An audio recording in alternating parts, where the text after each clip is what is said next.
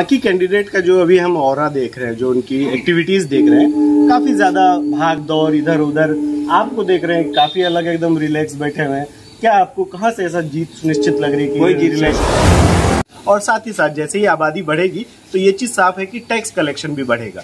तो आज के समय में क्या अंदाजा है कि नगर निगम के पास साल भर में कितना टैक्स कलेक्शन होता है, और अगर केंद्र सरकार की और राज्य सरकार की बात करें तो कितना फंडिंग साल भर के लिए, एक साल के लिए विकास के लिए मिल जाता है? 2-2.5 लाख जनता है शहर में। आपने एक शब्द में उनको पिरो दिया कि जनता, लेकिन यही जनता को कई नेता जाति में, मजहब में और कई टुकड़ों में बांटते हैं, और कई नेता इसका फायदा भी उठाते हैं। नमस्कार, मैं हूं वासिक मुस्तफा और आप देख रहे हैं से24 लाइव। इस समय में शहर में नगर निगम चुनाव को लेकर जो चर्चा हो रही है, इसी चर्चे को आगे बढ़ाने के लिए हम आज पहुंचे हैं एक ऐसे उम्मीदवार के पास, एक ऐसे प्रत्याशी के पास जो पूर्व में भी मेयर भी रह चुके हैं और साथ ही साथ चेयरमैन, जिस समय में ये नगर परिषद बना था उस समय में चेयरमैन भी रह चुके हैं। तो हम इनसे जानेंगे कि उस समय की कारगुजारी क्या थी, किस तरह से काम चला नगर निगम का और कहां आकर दिक्कत हुई। हर मुद्दे पर जो ज्वलनशील मुद्दे हैं इस समय में शहर के, उन सभी मुद्दों पर सवाल करेंगे, जानेंगे इनकी प्लानिंग क्या है, और जनता अगर इन्हें वोट देती है, जनता अगर इन पर विश्वास करती है तो ये किस तरह का पूर्णिया बनाना चाहते हैं।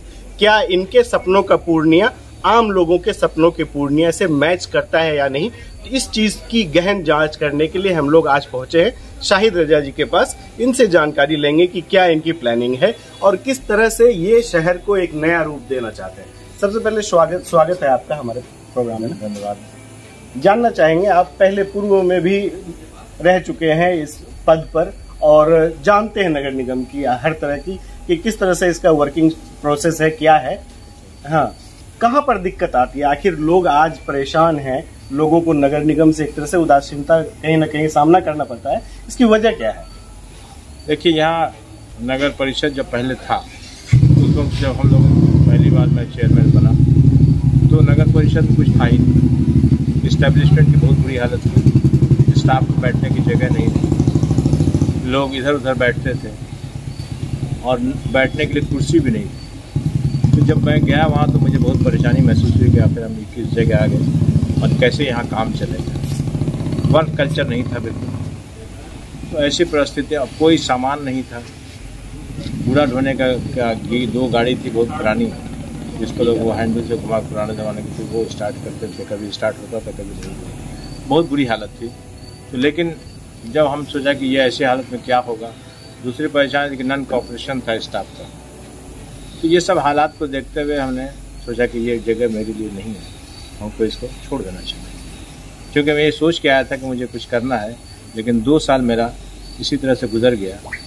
तो हम कहा कि नहीं, ये नहीं होगा। बाद में हमारे कुछ दोस्तों ने, हमदर्द ने, उन्होंने कहा कि यार तुम अच्छे आदमी हो, तुम भी अगर छोड़ दोगे तो आखिर कैसे ये लोग अच्छे आदमी नहीं चला पाएगा। ये तुमको उसमें मतलब इंटरेस्ट लेना चाहिए और उसको सुधारना चाहिए। तो मैंने उसको सुधारने के लिए तो अपने आप को तैयार किया मैंने। इसका मतलब पहले कहीं ना कहीं रिसोर्सेज की कमी थी, बहुत कमी थी। क्या उस समय में टैक्स कलेक्शन जो होता था नगर पालिका का वो काफी कम था? बहुत पुअर था। फंडिंग भी कम थी। फंडिंग इसकी वजह से कम थी कि जहाँ से जो भी फंड सरकार से, भारत सरकार से या राज्य सरकार से मिलता था, उससे खर्चे का हिसाब ये निगम या परिषद जो है वो नहीं देती, जिसकी वजह से फर्दर फंडिंग नहीं होती। तो मामला बहुत बुरा हाल था और ऐसी हालत में मैंने उसको सुधारने की कोशिश की और हमको उसमें कामयाबी मिली और मैंने फेस किया और बहुत हद तक हम प्लान किया। मैंने शहर के लिए बहुत सी प्लानिंग मैंने की, जो आज तक वो काम प्लानिंग जो है पर हमारा काम हुआ है। तो तब से अब हालात काफी बदले। अब नगर निगम के पास रिसोर्सेज बहुत अच्छे हैं, शहर की आबादी बहुत तेजी से बढ़ी है और साथ ही साथ जैसे ही आबादी बढ़ेगी तो ये चीज साफ है कि टैक्स कलेक्शन भी बढ़ेगा। तो आज के समय में क्या अंदाजा है कि नगर निगम के पास साल भर में कितना टैक्स कलेक्शन होता है, और अगर केंद्र सरकार की और राज्य सरकार की बात करें तो कितना फंडिंग साल भर के लिए, एक साल के लिए विकास के लिए मिल जाता है? देखिए, ये मैं नहीं कह सकता सही कि अभी क्या फंडिंग हो रही है या नहीं हो रही है, लेकिन ये बात है कि अब भारत सरकार से पैसा आता है, जो भी अब पैसा फंड आता है सरकार से, नगर निगम प्रॉपर वे में उसको हिसाब देती है, जिसके वजह से फंड का कोई प्रॉब्लम नहीं। आप जैसी योजना बनाइएगा उस हिसाब से आपको फंड मिलेगा। ऐसे तो प्रॉपर वे में कैजुअल जो पैसा मिलता है वो बहुत ज़्यादा नहीं है शहर के विकास के लिए। आपको योजना बना के पैसा लाना होगा। तो मतलब ये योजना बना के यहाँ से प्रपोजल अगर शहरी विकास मंत्रालय को भेजा जाए केंद्र में तो वहाँ से फंडिंग आ जाएगी। बिल्कुल, इसमें कोई दिक्कत नहीं है। दिक्कत नहीं है, लेकिन तो फिर मैं ये जानना चाहता हूँ कि ये जो शहर की जो स्थिति है, जो नाले का जो सबसे बड़ी आज के समय में पूर्णिया की समस्या है वो है जल निकासी की समस्या। इसमें कोई दो राय नहीं है। जब अब जल निकासी की समस्या के लिए जो नाला बनाना है, जो मास्टर प्लान जिसको लागू करना है, क्या ये प्रपोजल बनकर गया नहीं या फिर केंद्र से इसका फंड नहीं मिला? क्या दिक्कत है, क्या परेशानी? ये प्रपोजल बन करके गया, जिस वक्त की परिषद था उस हिसाब से ये बन करके गया। उस पर कुछ फंडिंग भी हुई और वो फंडिंग हुई तो उसको पीएचईडी को ये दिया गया। चूंकि डीपीआर पीएचईडी ने बनाया था तो हम लोगों ने काम के लिए पीएचईडी को ही पैसा ट्रांसफर किया, लेकिन वहाँ भी काम नहीं हुआ क्योंकि ये पैसा कम था। और फिर कॉरपोरेशन हो गया। जैसे ही कॉरपोरेशन हुआ तो एरिया बहुत बढ़ गया, तो उसमें क्या गया, फिर दोबारा फर्दर डीपीआर तैयार किया गया और डीपीआर को फिर भारत सरकार को भेजा गया। डीपीआर सेंक्शन में 1.5 अरब का डीपीआर सेंक्शन हुआ, सेंक्शन हो चुका, प्लानिंग उसकी हो गई, लेकिन उस पर काम नहीं हुआ। सबसे बड़ी चीज़ है कि ड्रेनेज का काम लोग बोलते हैं कि हम ये ड्रेनेज की व्यवस्था कर देंगे, वो कर देंगे, लेकिन एक्चुअली उसको धरती पर उतारना, जमीन पर उतारना उस ड्रेनेज को एक बहुत टफ काम है। हर जगह इंक्रोचमेंट है। हाँ, मैं वही बात कर रहा था कि अगर उसको हम अमली जामा पहनाने की कोशिश भी करें तो पूरे शहर में जो है अतिक्रमण बुरी तरीके से हो गया और आम लोगों ने उस पर घर बना दिया नाले पर। अब वो नाला कहीं दिखता नहीं है। जो 10 साल 15 साल पहले नाला दिखता था वो नाला अब दिखता नहीं है। तो मेयर के लिए क्या ये काम कर पाना आसान होगा कि वो अतिक्रमण हटा पाए? देखिए, ये काम बहुत टफ है, लेकिन ये करना होगा।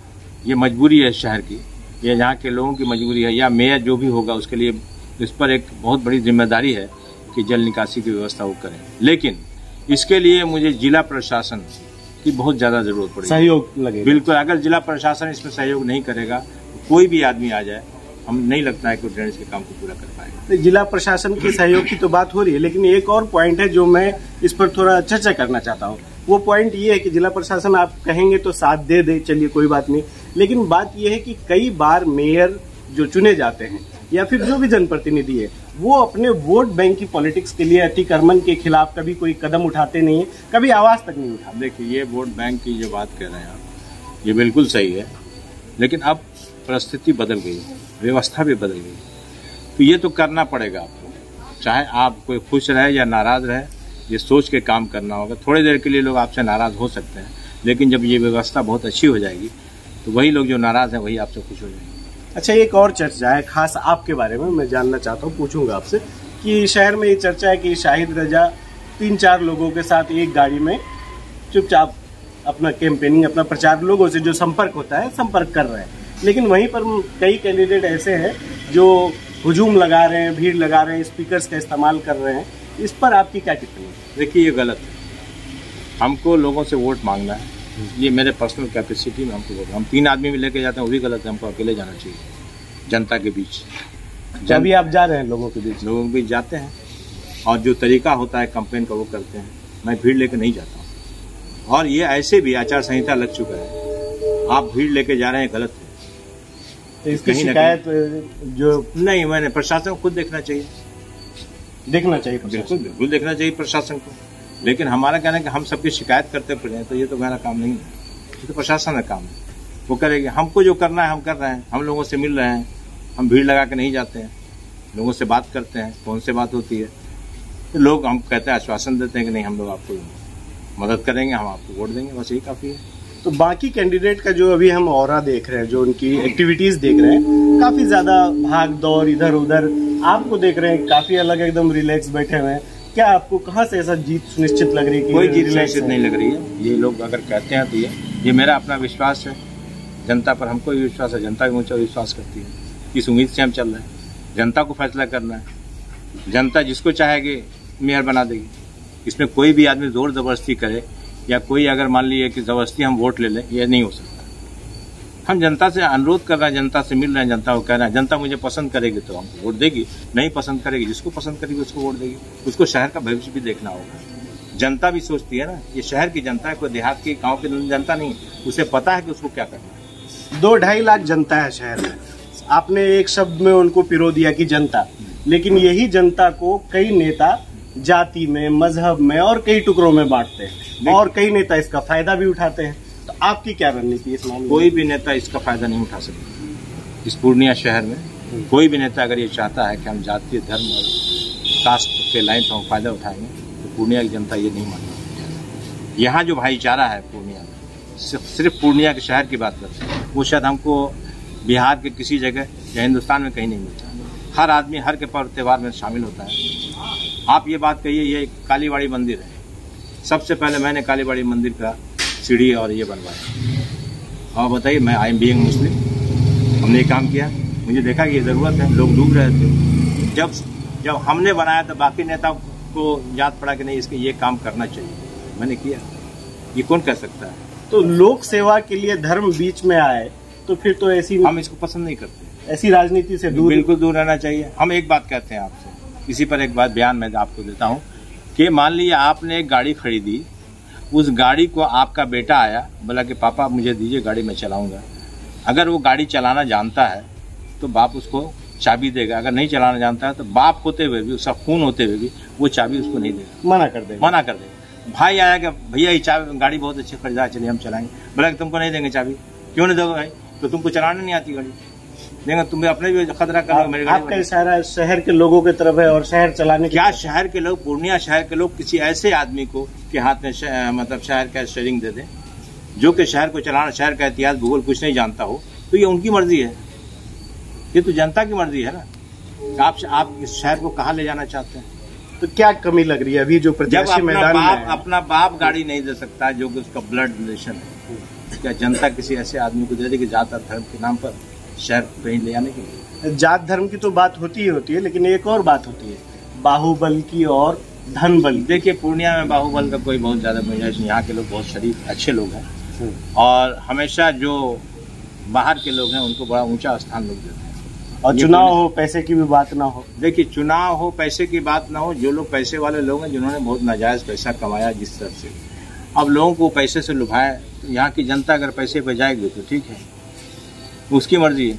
आपका क्या इरादा है? मेरा इरादा कि हम जनता के पास कहेंगे, हमने जो सेवा दिया है जनता को, उसको कहेंगे आप उसको बदलिए। आज ये कुछ क्या था, आपको पूर्णिया नगर निगम बनाने में मैंने सारा योगदान किया। पूर्णिया नगर परिषद के बहुत बुरा हाल था। आज आप देखिए कि सारा सामान, जितने भी चीज ऑपरेटर्स वहाँ आया, जितनी भी गाड़ियां हैं, सब हमारे टाइम की है। तो अभी आप आज पूर्णिया परिषद तक कटिहार निगम हो गया, जो कि पूर्णिया का सब डिवीजन था, और पूर्णिया कमिश्नरी होने के बावजूद हमारा परिषद रह गया। तो मैंने इसको कहा कि नहीं, पूर्णिया शहर के लिए बेइज्जती की बात है, बदनामी की बात है। तो मैंने रिट किया हाईकोर्ट में, रिट करके मैंने यहाँ इसको कॉर्पोरेशन बनाया। आप शायद पेशे से वकील भी है? हाँ बिल्कुल है, पेशे से। इसलिए रिट किया? और नहीं, इसलिए रिट नहीं किया। अच्छा, अगर हम वकील नहीं भी होते तो भी मैंने इस पूर्णिया शहर की तो कम से कम कटिहार के मुकाबले में पूर्णिया शहर साइज में तो बड़ा है, कम से कम सब चीज में बड़ा है। वो तो मदर डिस्ट्रिक्ट है, बहुत पुराना डिस्ट्रिक्ट है, और वो कॉर्पोरेशन नहीं बन रहा है, मेरा सब डिवीजन कॉर्पोरेशन बन रहा है। ये कोई भी आदमी इसको बर्दाश्त नहीं करता, मेरे जैसा आदमी तो नहीं बर्दाश्त हो सकता, इसलिए हमने किया रिट। इसके लिए हमने किसी को भी नहीं कहा। बाद में हमारे आपके सुशील मोदी जी आए, उन्होंने परिषद को बहाल करने की बात की, तो उनसे भी हमारा ये हुआ कि साहब आप ऐसा क्यों कर रहे हैं। चलिए, आखिरी सवाल हम आपसे लेंगे। हम जानना चाहेंगे कि आपका पूर्णिया के लिए क्या विजन है? अगर आप 5 साल मेयर रहते हैं तो 5 साल के बाद का पूर्णिया कैसा दिखेगा? क्या चीजें होंगी जो आप करना चाहते हैं? 10 साल पहले जो लोग यहाँ आए थे और आज 10 साल के बाद अगर यहाँ आएंगे तो उनको पता चला कि लगता है किसी दूसरे पूर्णिया में आप आ गए। इस बात को आप लोग भी समझते हैं बहुत अच्छी तरह। अभी आप करंट सिचुएशन की बात कर रहे हैं? करंट सिचुएशन की मैं बात कर रहा हूँ। मैंने 5 साल मैं परिषद में रहा, चेयरमैन। हमारी मैडम 5 साल कॉर्पोरेशन में रही। आप जो काम हुआ है वो उसी वक्त शहर का नक्शा बदल रहा है, रोज बदल रहा है नक्शा। और आने वाले दिन में अब चूंकि व्यवस्था बदल गई, पहले वाली व्यवस्था अलग थी कि वार्ड कमिश्नर वोट जीत के आता था और उसके बाद जो पैसे वाले लोग उसको खरीद लेते थे, और उसके बाद तो कोई मतलब ही नहीं है। अब तो है कि हमको जनता के से जवाब देना, जो जनता हमको डायरेक्ट जवाब दे जनता से। इसलिए हमको लगता है काम ज़्यादा होना चाहिए और होगा, और जनता काम अगर लेना चाहेगी तो अच्छा काम लेगा। हम खुद इस काम के लिए आए हैं। कोई वादे नहीं किए लेकिन आपने जनता से? हमको पता है कि बगैर वादे के हम जनता के वादे को पूरा कर सकते हैं, और जनता जितनी बात नहीं जानती है उससे ज़्यादा हमको पता है कि हमको क्या करना है शहर में। ये बात हम अच्छी तरह जानते हैं, और लोग जनता मेरे पर विश्वास करती है कि जो बोलते हैं वो करते हैं।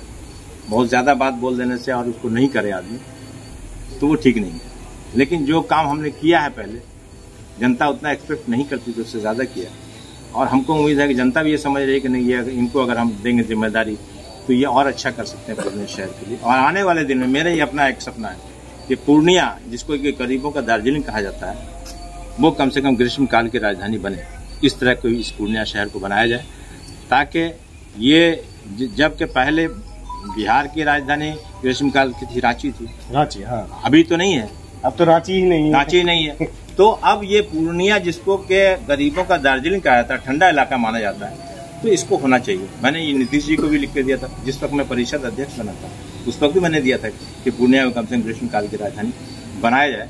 तो उन्होंने कहा कि ये इतना आसान नहीं है, जो होना चाहिए। लेकिन अगर ये हो जाता है तो ऑटोमेटिक पूर्णिया शहर का विकास हो जाएगा, पूर्णिया जिला का विकास हो जाएगा। आपका राजधानी अगर पूर्णिया आ जाए 3 महीने के लिए ग्रीष्मकाल में, तो आपके यहाँ का सारा कुछ बन जाएगा। एयरपोर्ट बन ही रहा है।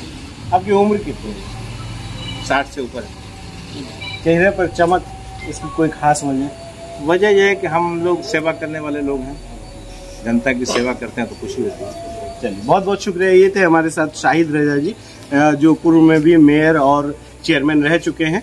कुछ समय तक शहर के लिए काम किया है, आगे भी इरादा रखते हैं। अब फैसला जनता के हाथ में है, जनता तय करेगी कि इन्हें वापस उस पद पर बिठाना है या नहीं। देखते रहिए C24 लाइव, वासिक मुस्तफा के साथ। अब हर खबर पर होगी हमारी नजर, पल पल बदलती देश और दुनिया की हर खबर पाइए सीधा अपने मोबाइल पर।